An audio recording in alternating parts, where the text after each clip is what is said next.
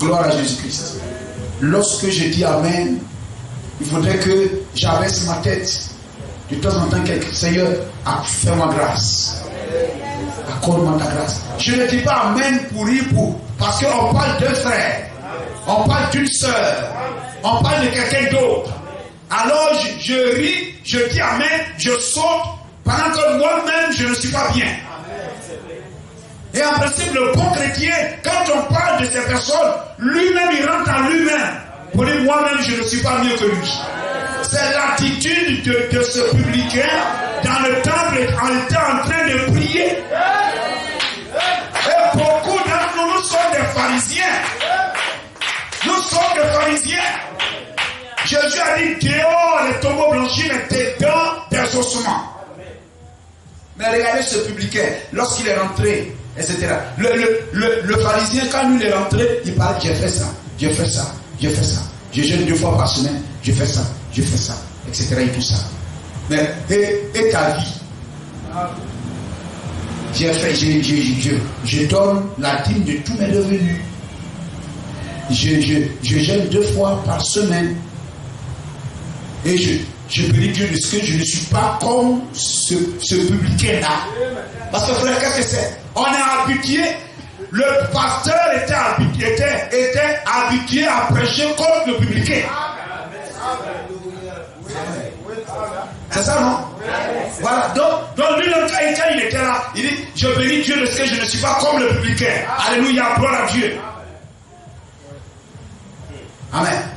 Mais l'attitude du publicain, c'est ce que Jésus a loué. Lui était un païen, l'autre était un pharisien, un adorateur, un chrétien. N'est-ce pas? Il partait à l'église. Mais Jésus n'a pas loué le chrétien, il a loué le publicain. L'homme n'est rien. Lui s'est tenu là. Il n'a pas vanté les choses qu'il a fait. Il a présenté sa vie qui était une vie avec beaucoup de défauts. Quelquefois on rentre même à l'église, on ne prie pas. Quelquefois je vois beaucoup, on vient, on dépose tout là, on dépose et puis on se... Non frère. Si toi tu trouves que tu es bien, prie pour moi. Moi je ne suis pas bien. Vous comprenez cela? Amen. L'enfant de Dieu doit entrer en lui-même, c'est cela. Amen. Il parlait de lui-même. Gloire à Jésus-Christ. Amen. Ils disent, Seigneur, pitié de moi. Je ne sais pas si on peut trouver ce verset-là, mais je ne sais même pas. On pouvait dire cela et puis, etc. Un pharisien, j'avais énuméré ça quelque part. Gloire au Seigneur. Un publicain, un écrivain publicain, et puis peut-être que, voilà, vous allez trouver ça dans les évangiles, dans le Nouveau Testament. On va lire cela un peu. Amen. Le pasteur du pharisien était habitué à parler contre les publicains, contre les dénominations d'aide, contre les ceci, contre les cela. Et ça fabriquait l'esprit pharisien. Ça fabriquait le chrétien pharisien. Amen. Qui, voyez-vous, il vit mal, il n'est pas sauvé. Amen. Et puis, etc., parce qu'il est assis dans une assemblée du message, il pense qu'il est mieux que le publicain. Gloire à Jésus-Christ. Amen. Et voyez, la dernière fois j'étais là, un publicain. Je crois aussi, je cherchais publicain, calculé. J'étais en train de voir un peu. Ouais, donc il faut mettre là, lorsque ça va bien. On va lire cela. Je disais, ça dit que j'ai pris par exemple le mot jeûne, le jeûne. Dans la clé cochère, et j'ai interrogé la clé cochère concernant le jeûne. Et j'ai vu combien le jeûne faisait partie de la vie du prophète. Combien ça faisait partie de la vie du prophète. Frère, je crois que si on revient à ça, et qu'on fait de cela notre compagnon de marche, la puissance, amen, va revenir dans dans nos assemblées. Gloire au Seigneur. Amen. William Branham dit, c'est merveilleux, quand il est assis en train de préparer la prédication, quand il prie à tout moment. Il médite à tout moment. Il jeûne et il prie à tout moment. Même il dit les jours même de prédication, il jeûne. Le jour où il doit intervenir à l'église, il jeûne. Amen. L'église jeûne. Ce qu'il a condamné, c'est les jeunes, je ne sais pas quoi, des jeunes de fabriquer ou des anniversaires de jeunes, où on lance les jeunes comme cela. Mais frère, amen, lorsque l'église ne jouit pas de ses privilèges, lorsque l'assemblée ne jouit pas de ses privilèges, lorsque on ne se repose que sur ce que Branham a fait, c'est que l'esprit qui était sur lui n'est pas sur nous. Amen. Gloire à Jésus-Christ. Qui a dit que l'esprit d'Élie était sur Élisée? Ce ne sont pas les Élysées. Hein? Ce ne sont pas les gens de nos assemblées. Mais c'était les gens de Jéricho. Gloire au Seigneur. La Bible dit quand Élie partait, dans 2 Rois chapitre 2, quand Élie partait, 50 personnes, autour de 50 personnes se sont arrêtées là et on regardait Élie et Élisée partir. Donc ils ont vu Élie frapper le Jourdain. Vous comprenez cela? Ils les ont regardés partir. Et quand Élisée revenait, ces mêmes personnes étaient là le regardant venir.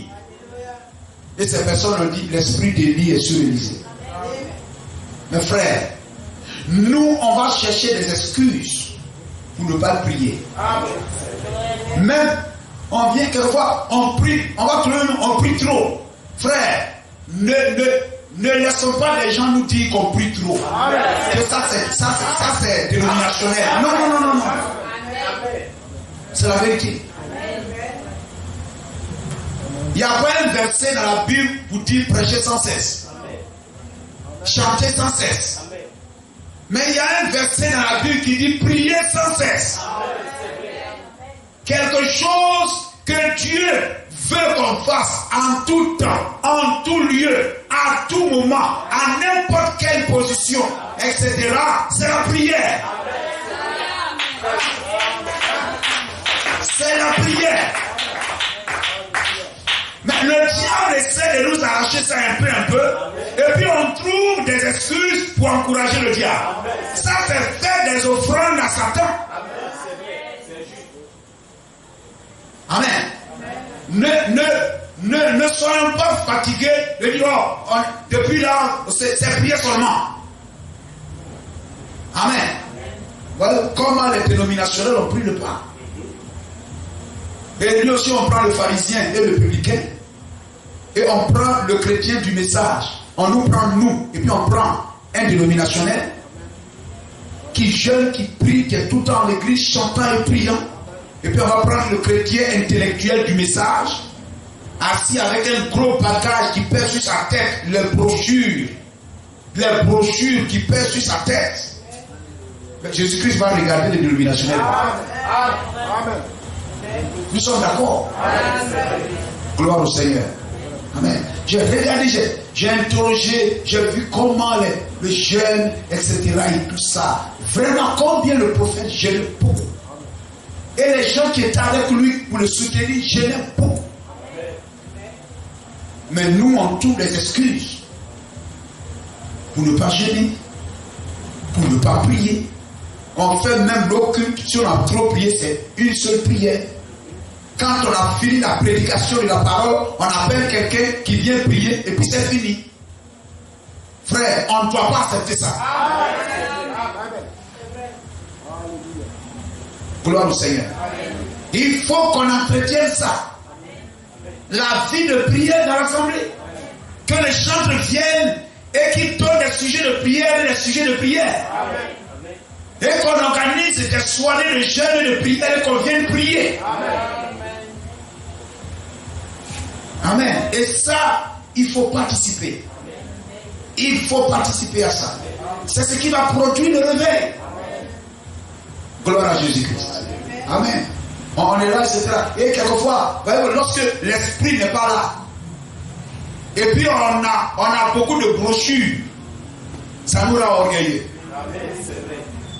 La connaissance sans l'esprit rend orgueilleux. C'est la vérité. La connaissance sans l'esprit, amen, c'est l'esprit intellectuel, ça rend orgueilleux. Gloire à Jésus-Christ. C'est comme quelqu'un qui a l'argent et il n'est pas sage, il n'est pas chrétien, et il devient orgueilleux. Vous ne le reconnaissez plus. Donc vous allez prendre un frère, une soeur, plein de brochures dans sa tête. Il n'a pas l'esprit de Dieu. Quand il arrive là, il méprise les dénominationnels. Amen. Gloire au Seigneur. Et la même attitude du pharisien face aux publicains, on a ce même comportement là. Amen. Là-bas, ils viennent tôt à l'église. Ils aiment lire leur Bible, écouter des cantiques. Quand ils viennent à l'église, là, ils ne battent pas des mains comme des catholiques. Même les catholiques sont plus joyeux même que nous. Amen. On ne bat même pas les mains. On ne bat pas les mains, on ne chante pas. Cela demande de notre attitude hors de l'église. La manière dont tu te comportes étant à l'église là, ça demande si hors de l'église là, si tu es chrétien ou pas. C'est bon, il y a des gens, ils viennent une fois, vous ne les voyez pas, un mois après, vous les voyez, ils apparaissent. Et puis non, je suis du message, je ne quitterai pas le message, etc., etc. Mais tu l'as déjà quitté.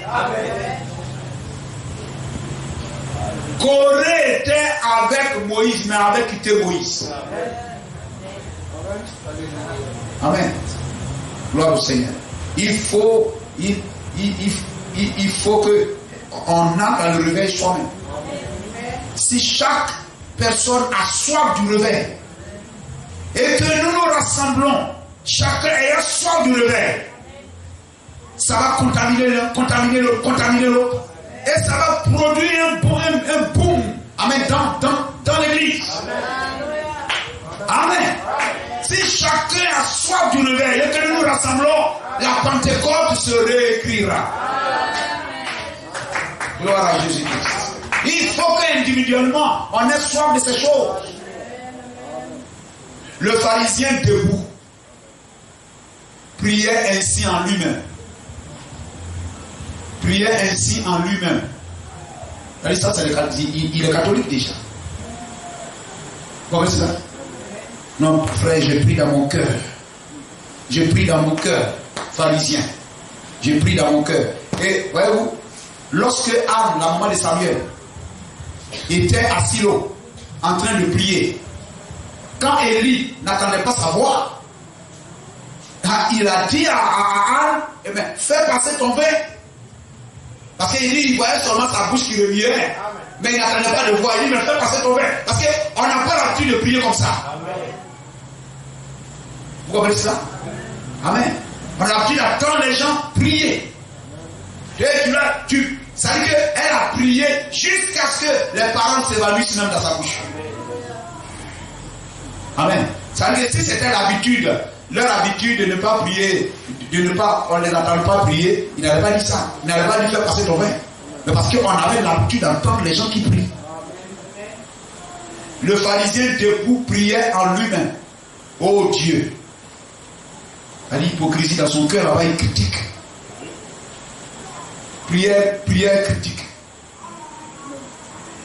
Oh Dieu, je te rends grâce de ce que je ne suis pas comme le reste des hommes. L'esprit est dans le message, hein, frère. C'est la vérité. Amen.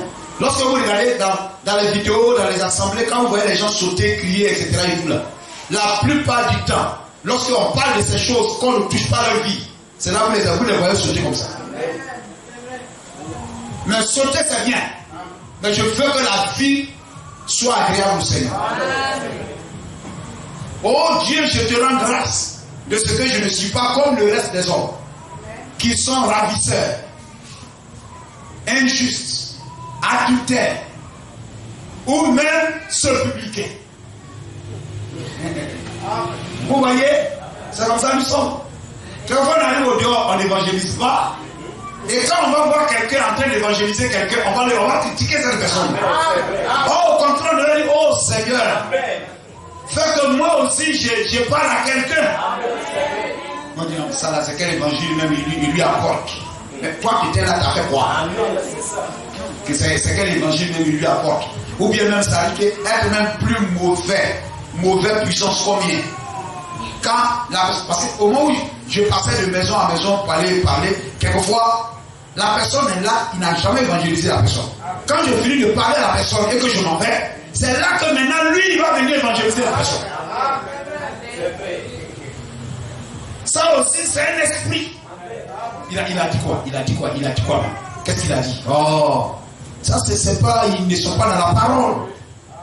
Et nous, on va parler comme ça à la personne. Mieux vaut pour que cette personne aille là-bas, que nous venions parler notre gros français message, et la personne reste comme ça sans aller à l'église. C'est vrai ce qu'il dit là. Regardez tout ce qu'il a cité. Je jeûne 2 fois la semaine. Je donne la dîme de tous mes revenus. Le publicain se tenait à distance, n'osait même pas lever les yeux au ciel. Mais il se frappait la poitrine en disant, oh Dieu, sois apaisé envers moi. Voyez-vous, lui il ramenait à lui, mais le pharisien ramenait aux autres. Le pharisien accusait les autres d'adultère, mais lui il s'accusait lui-même.